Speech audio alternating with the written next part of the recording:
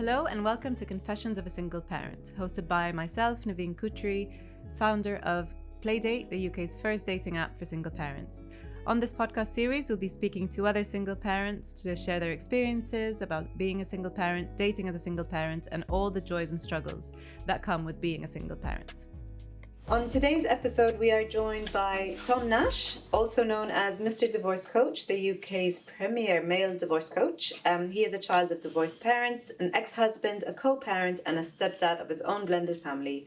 And we are so excited to hear about your story, Tom. So thank you for being here. Thank you for having me. So before, I'm pretty sure that maybe some people have seen your interesting modern family, as I'd like to call it, set up on the news and the various interviews that you've done recently. Yep. But if you can just tell our listeners a bit talk us through the history of your setup and how you've gotten to where you are today. Yeah, cool. Should I go right back to the start of meeting my ex-wife? Yes, let's do that. So some little factual data then. We met in the summer of 2005. We were engaged by the December of that year, married by the following September. So a bit of a whirlwind romance and process, if you like. We weren't allowed to live together before we got married because of some family traditions. So there was kids at that point? Any previous? Oh, no kids. No kids. No previously married. Both young 20-somethings. And in actual fact, it's one of the reasons why we actually agreed to not have children for at least 2 years. Married in September of 2006. I moved an hour north of where I grew up to move to her area. House prices were cheaper, etc. And then 2 years later, we had our first boy. We had Will. It's in 2009, so just over 2 years later. And then Sam came bundling along in 2012. I spent 15 odd years working in the city. I used to, for my sins, run recruitment businesses and things like that. And then I started getting interested in coaching, psychology, etc. And I started to retrain in coaching anyway. In about 2017, I think it was that I first started looking at it. It was actually in March 2017 that myself and my ex-wife separated, and then we subsequently got divorced. That was through, I think, by the following February 2018. Finance. How old were the kids at that stage? Sam was 4, Will was 7. I make no bones about it, I had met somebody else, I'd fallen in love with somebody else. Myself and wife had a few difficult years equally, and both quite unhappy. And I found solace and connection with somebody else. How did you meet someone else? We actually met on the train. Which is, if you go and have a Google of the Times article, there's a lovely clickbait statement of "I left my wife for a woman I met on the train," so you can go and have a look at that. Yeah, cue the trolls. But please keep listening, guys. Yeah. We met through a commuter group. So we used to commute together. We were friends. She had separated from her husband the previous kind of spring, summer. I think it was around sort of May or something like that, of 2016. We become friends, and then obviously more than friends. And then in March 2017, myself and my ex-wife separated. Like I say, we going through the divorce process and the financial negotiations was relatively painless to a degree. It wasn't easy. It was difficult. Came with its own struggles. And at that point, your ex-wife did not know this. She, quite quickly after we separated, she knew about Donna. Here's the interesting twist: is that within only a matter of months, probably weeks, my ex-wife had found someone new. That new person just so happened to be my new girlfriend's ex-husband. Crazy. So yes, absolutely. We effectively swapped around. In fact, actually, as my stepdaughter puts it, we parent swapped.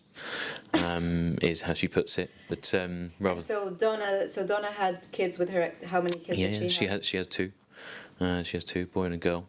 So I have 2.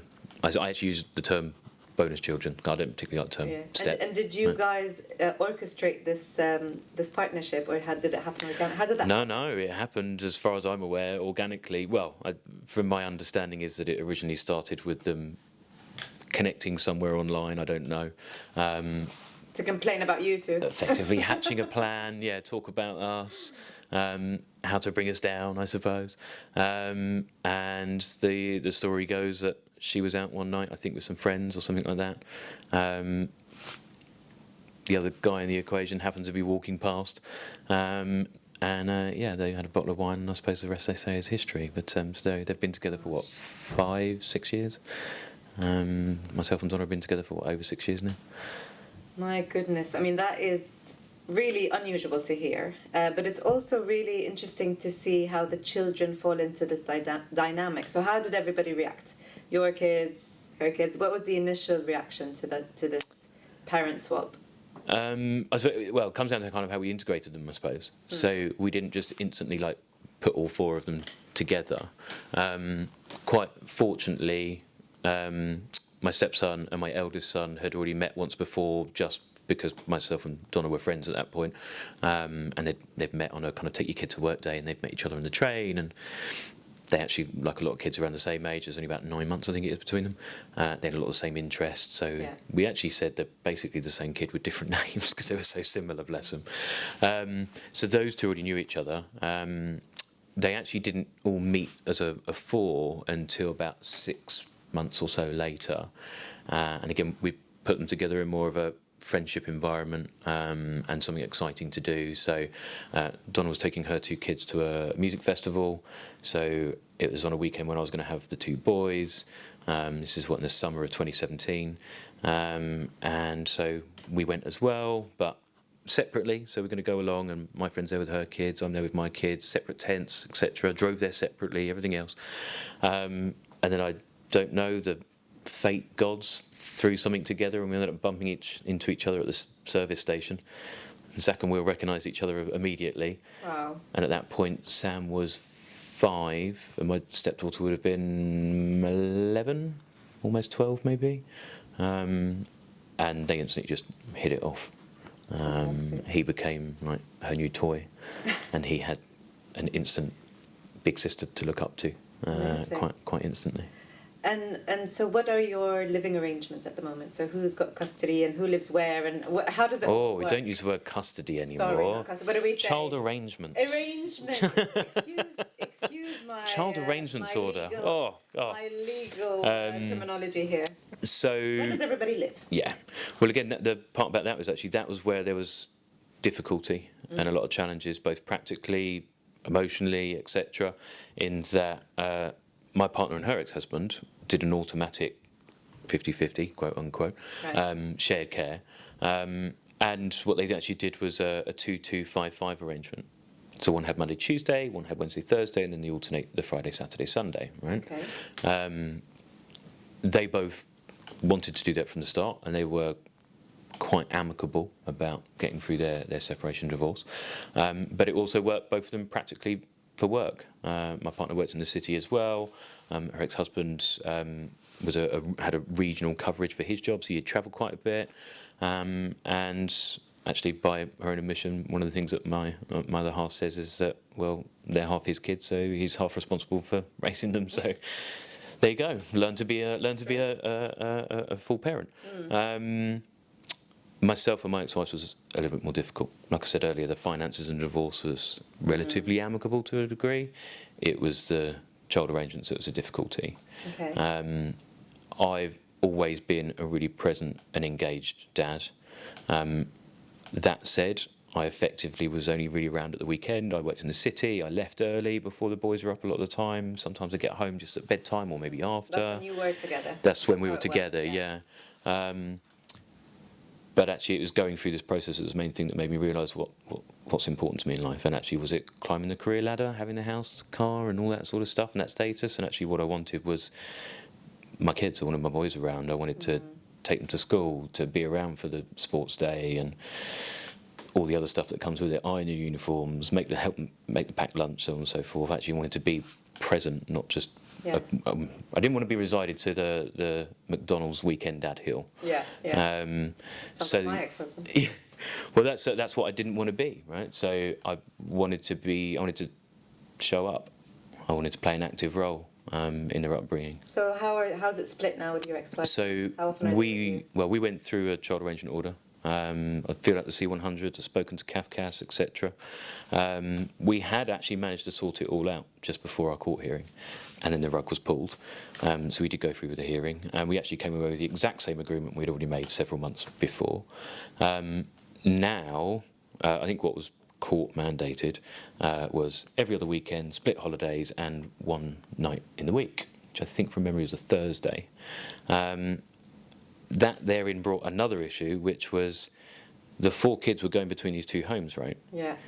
And my next question was, are there any days where there's crossovers, where it's like everyone in the house? Well, that's where it became a bit of an issue, because obviously myself and my partner were living together, and our exes at that point sometimes were, sometimes weren't.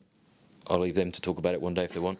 But when they were, all 4 kids were over there as well. Right. But there was a disparity. There was still this one day, and we used to have these, genuinely used to have these horrible crying outpours from the kids of like, why do they get to go and we have to stay, or why can't they come? Yeah. And there was this real upsetting disparity. It's kind of sweet, actually, in retrospect, to see that they've got this like bond. Oh yeah. We all want to be. Oh, in together. retrospect, it's lovely. But when you're sitting in the car and you've got 4 kids bawling their eyes out because Yeah. those ones are going, those ones are staying, or vice versa, and they're asking you why, and you can't give them an answer other than to say, I don't know, and I can't do much about it at the moment, and console them. But now, fast forward, end of 2018, we got the child arrangement order through court, and then by, I think it was around about April 2019 is when we started to do things a bit differently. Now, and since then, we have a mirrored 2255 arrangement. Okay, that's good. So all 4 kids are at one house, Monday, Tuesday. Yeah. Then they all come back Wednesday, Thursday to our house, and then they alternate their weekends. Do you have a family van? I feel like you need a huge Funnily family enough, van to I drive have around. actually just sold, because the eldest one just passed her driving test and has her own car now. We have actually just sold. We had a VW 7-seat transporter, That's like a little minibus. That. But yeah, we just got rid of that. But yes, so you actually do if you've got that many kids. It's either that or 2 cars, and then you're not together. So. Well, Tom, I'm really fascinated by your story, but I'm also more fascinated about how you can co-parent successfully. And I say this as someone who's been divorced and having to go through the struggles of co-parenting with my current ex-husband. It's not easy, Nope. and we're talking about one child. So how could you achieve successful co-parenting? And Yeah. I will really try and take your tips on board for myself as well. Yeah. One of the things to remember about co-parenting is, and where I think people get a bit of a misconception, it doesn't have to mean friends. People make an assumption or hear our story, and now we have like a parents' WhatsApp chat, and we go on holiday together, and we share birthdays and things like that. That's great, and it really is great for the kids, and also it's great for all the parents involved, right? But that doesn't necessarily have to be the objective or the achievement to acquire to, right? Co-parenting is just purely about being cooperative, collaborative, right? Auxiliary and supportive. And to get there, it's a lot of times, because I work with men, women and couples when I'm coaching them, right? And one of the areas I focus on a lot is co-parenting, step-parenting, blended families. It's about trying to help people to find a new form of respect and trust. It's also about helping to understand what do we need to let go of, what's not in our control, right? Where we maybe need to have some mirrored and equal rules that align in the both households, but also where we don't. For example, I have a couple I was working with a little while ago where parent A lived 5 minutes around the corner from the school and parent B lived about half an hour's drive away, and they wanted to mirror the bedtimes. Well, actually, at parent A's house, for a 12-year-old kid, they could go to bed a little bit later. They've got a 5-minute walk rather than a half an hour drive, right? So it's looking at the individual nuances of your experience and your situation and figure out which parts do you need to play and when do we need to step back from it as well. The other thing is trying not to look for ulterior motives to things as well, not creating our own obstacles as well. And actually, if we are, potentially, right, the main thing about co-parenting is being self-reflective. What part am I doing? What am I bringing to the table? How is what I'm doing impacting this situation? We can't change or control what the other person says, does, acts, or indeed doesn't do, act, or say. That's on them. But all we can do is lead by example, be the best version of ourselves for us as well as for our children, and in some respects live in hope that they'll follow suit, right? Like I said earlier, we didn't instantly all get along. It's taken time, a leap of faith from everybody to do things differently. In actual fact, it all started from one really simple olive branch, and then a consistency of them thereafter, which was one day when I knew that the other dad in the scenario, I knew he was having a bit of a crappy time with something. I think it was work-based. And I said to my other half, I was like, look, we always cook way too much.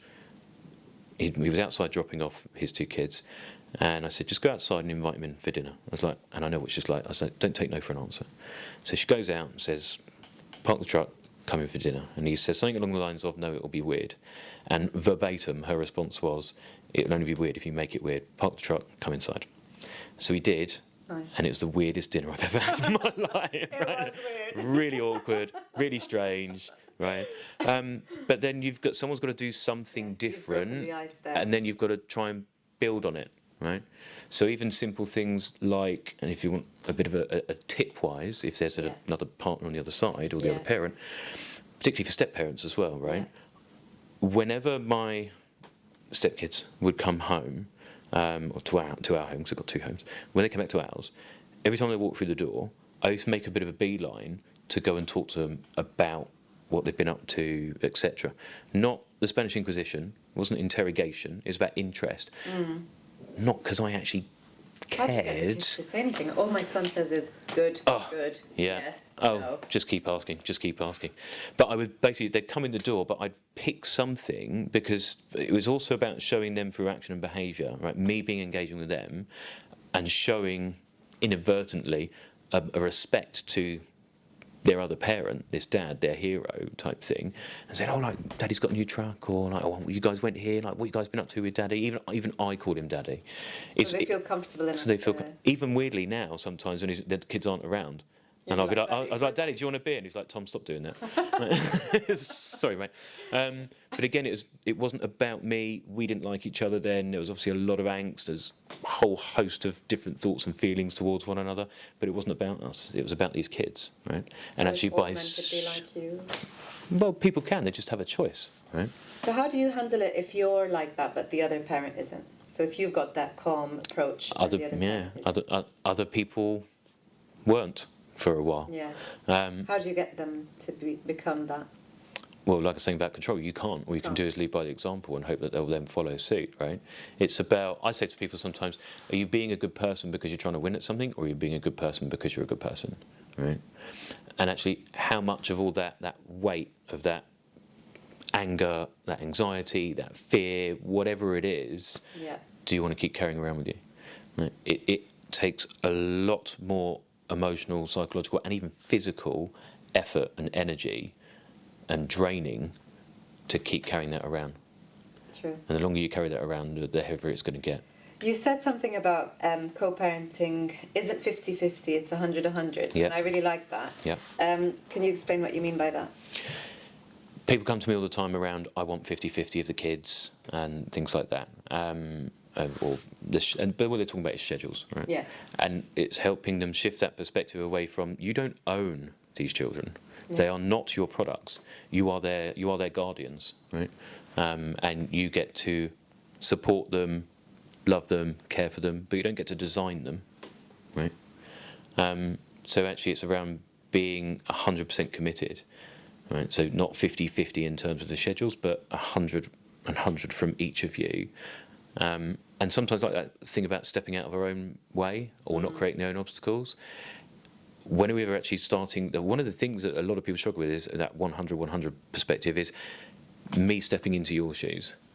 If what I'm doing is creating this reaction because of my reaction, and then we're just playing this negative game of ping pong, how can I do it differently so I can try and change, or at least have an input to potential change from the other person, right? And again, you're going to get some pushback from that because people are going to be second guessing, right? What's the ulterior motive? What's their game, right? That's what being 100-100 is. It's about both of you being fully committed to what's in the best interests for the children. What do they actually need? What part am I playing? And how are we showing up? Even down to like really simple everyday things, like united front between parents, right? What a lot of people forget about when they're separated as co-parents is this now divide and the differences and latching onto those. You still would have had them if you were the most happy, blissful couple in the world. Yeah. You would still have different parenting styles, different values, different beliefs, some similar, but some different. But you would still work with them. Co-parenting, you just have to work a little bit harder, right? Yeah. So, as an example, I always used to work on, as a united front thing, as I say, with my ex-wife when we were together, we would always work on the 3-strike rule, right? If one parent was rewarding or reprimanding, whatever it was, dealing with the boys, and they weren't listening on the 3rd time, the other parent steps in, backs them up, right? Why would you not continue that in a co-parenting environment, right? Because, again, that's an actionable behaviour that the kids aren't, you're not just telling them you do this thing, they're seeing it and witnessing it. So live, simple, everyday examples. When I used to go over and pick the boys up, quote unquote for my day, I don't use those phrases. Don't use those phrases. If I was going over there to pick up the boys and Mum said to them, right, boys, switch your Xbox off, put your shoes on, 3rd time of doing it, if they haven't done it, of course my angels always do, they don't. Right? On the 3rd time of asking, that's still my responsibility to show my boys how to respect the people around you and your mother, and also how you respect a partner, a former partner, etc. To go and back that up. Boys, listen to your mother, switch it off, do as you're told, put your shoes on, say sorry. Right? It's all those simple day things that we would have done anyway, but we forget those because we get too closed into our angst and our battle and our etc. And I feel like children, well, my son often does this, is he manipulates, they can be quite manipulative children. Gotcha. And if they know that mummy and daddy are not getting along, and that mummy would be happy if I tell her this, I often find that if he doesn't get what he wants from his dad, he'd come to be like, oh, but daddy wouldn't let me, and then they manipulate you. Another example that they do that anyway when you're together. Exactly. I actually remember as a kid where I used to go up to Dad and be like, Dad, can I have a chocolate bar? And he'd be like, no, dinner's in half an hour. I'd go for my mum and be like, Mum, can I have a chocolate bar? What did Dad say? Said it's all right if you say it's okay. Yeah. Right. Got to remember, like, children's jobs is to test us. 100%. Their role is to push boundaries to find out what's right, what's wrong, where that line is, right, etc. That's their job. It's only going to amplify when you're separated. I'll give you a live personal story. We had a situation once where one of the kids, they'll remain nameless, had said something to me and their mum, to me and Donna, so obviously now I've given it away, it's one of the stepkids, had said something to us about, oh, well, I can't remember what the situation was, but Daddy said ABC, I can do this thing. And we were like, I'm pretty sure he didn't. So he's like, okay, fine. And I was like, and again, you calling him Daddy, I was like, right, let's call Daddy, shall we? So we get the phone out and I ring him up. And he's like, hello, mate. I was like, yeah, you. I said, one of the kids had said ABC. And I've got him on loudspeak. And he's like, I did not say that. And the face on all of a sudden like, oh, I can't play you off on each other anymore. Right? And actually, it helps you be better co-parents and step-parents, right? And being a step-parent is infinitely harder than being a biological parent as well. So Tom, for me, I always say with kind of Play Day and what we're doing with the app as a single parent, as much as I am a feminist and, I'm completely fine on my own, I'm very independent and I'm very privileged to be financially independent and be able to be a mum to my boy, I do believe in the importance of having parents, whether it's same-sex parents or different-sex parents, having a family unit within the household. Yeah. So can you just tell us what you think are the top benefits of being in a blended family? What are the advantages of having that blended family setup? Well, like our unique one in that way, I suppose. A lot of people don't like the kind of phrase about like part-time parenting. It doesn't actually bother me. In some respects, I actually find that being in a blended family and having the 50-50 time I'm talking about, not the 100-100 commitment, but having that split of the children, I get to look forward to missing them. I get to look forward to them being away, so I can look forward to them coming back. You can become a better parent. Absolutely. When they're back, I'm fully engaged in them. I build the rest of my work-based and etc. All those other lives and hats that we wear gets built around when they're not here and when they are here. So like I work with clients late on Mondays and Tuesday nights because they're not there. But then I finish earlier on a Thursday and a Friday, Wednesday and Thursday when they are, right? And actual fact, so it's about that commitment to them. It makes me a more present and engaged dad. I'm more involved in their lives. But one of the things that we've actually, a rule that we've said to all 4 kids, me and my partner, is when they're older and they have children, 1 weekend a month, we are going to have all the grandchildren. Right? I think we're probably going to need another minibus, but we're going to have a larger bus. But the purpose for that is because we both recognise, again, it's about taking what you've learned from the past, recognise that when we were both married, what we never got was any time off, right? We never got to be a couple, we never got to be adults, we never got to Netflix and chill or go out for dinner or anything like that, or even just go and do our own thing. And actually, so that's one of the things we said, look, you'll all get 1 weekend a month so you can go and do what you want with your partners, etc., and we'll have all the grandkids.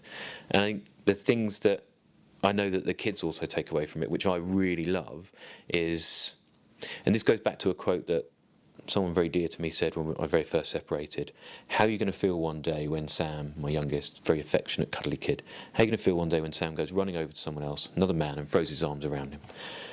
And I had to kind of pause for a minute and reframe the question to them, and pardon my French because I did swear. But he says, I'm sorry, but are you asking me if I'm going to be pissed off that somebody else in the world loves and cares for my son? Not the same, differently, but just as much. Right? Surely the more people that love him, the further he'll go, the safer he'll be, the more support he's got. It's a great way to look at it. And even things like my eldest, for example, really into sciences and very academic. His stepdad is really, really intelligent guy, really clever guy, and they have their own little things. Myself and my stepdaughter, right? We're both into motorsports. We have our own little thing. But then I also still have my other little moments with each of them, and actually now they've got 4 parents to go to, 4 people that can help them, support them, guide them, pick them back up.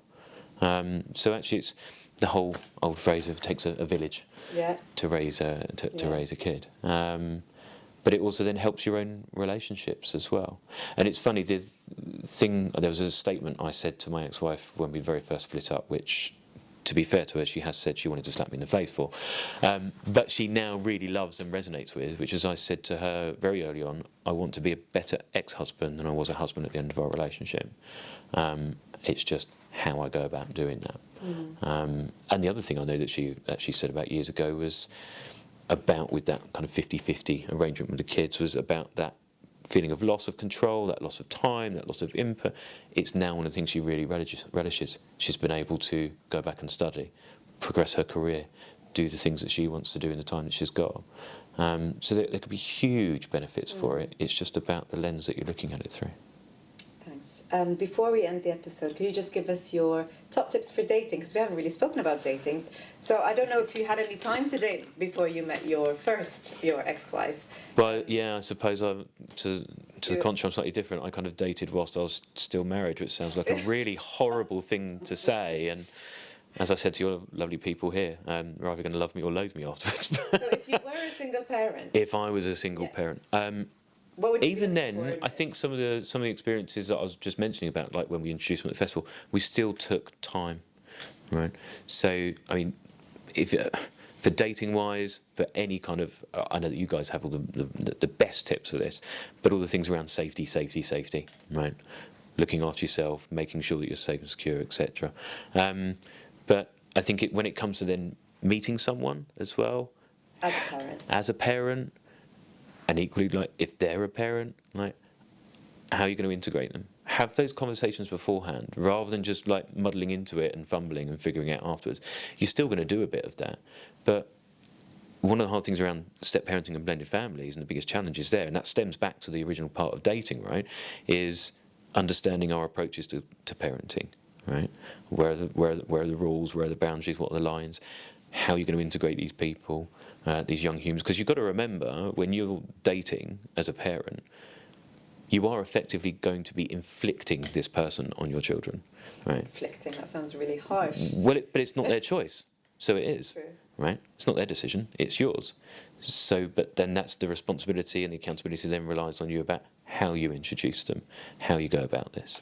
I was just trying to think of some other tips, because the actual dating side of it is a little bit different for you me. Think they should share the fact that they talk about their parenting styles early on? Oh yeah, if this person is someone that could be your person, and we're getting further into more than just dating, then yeah, absolutely share like your parenting styles, your approaches. What do you deal with these certain situations?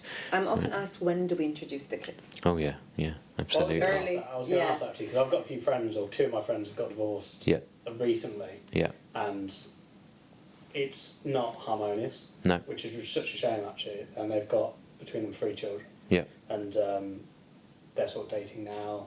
One of them's really dating someone quite a bit. Yeah. And we spoke about this, didn't we, with Nick actually, when he met Caroline, actually someone was on a podcast previous, which is is there a time that you should start that introduction? Because you don't want to be too emotionally invested in a relationship, and then by the time you introduce kids, it's a disaster, and then you've wasted a year of your life. Or do you do it really early on, get that out of the way? So is there a right answer to this question? No, it really is how long's a piece of string.